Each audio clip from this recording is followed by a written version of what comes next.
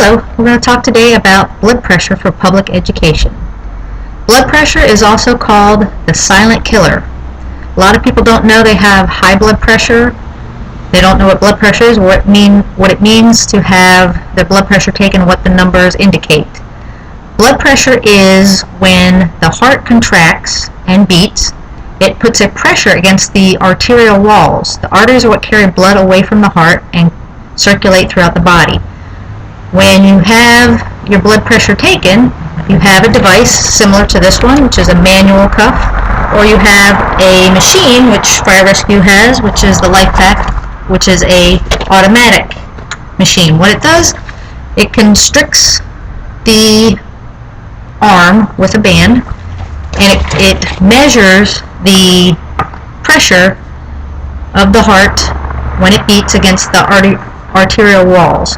The first compression is your systolic pressure, which is when the heart is pushing against the wall of the artery.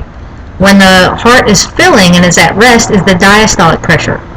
That's when the heart should be at rest and there should be a lower amount of pressure against the vessels throughout your circulatory system. When your blood pressure is elevated, and they consider anything above 100 systolic over 60 diastolic, so 100 over 60 millimeters of mercury. It's measured in millimeters of mercury. That means how much pressure it takes to raise this dial against that pressure in your arteries. So when you have a blood pressure of 100 over 60, they consider that to be a normal blood pressure. When you have blood pressure that goes anything over, say, 140 over 90, it's starting to become hypertensive. Hypertensive blood pressure is a consistent pressure against the vessels. That means the heart has to work harder to push against the resistance of the arterial walls. A lot of times that can be related to poor health, poor diet, exercise, a problem with the heart, other medical issues that cause hypertension. Usually it's considered a lot to be related with obesity. So blood pressure, what you do is you usually have a cuff around the arm. It's going to occlude your brachial artery. There's an artery that goes through your arm, and it measures the pressure by restricting that blood flow.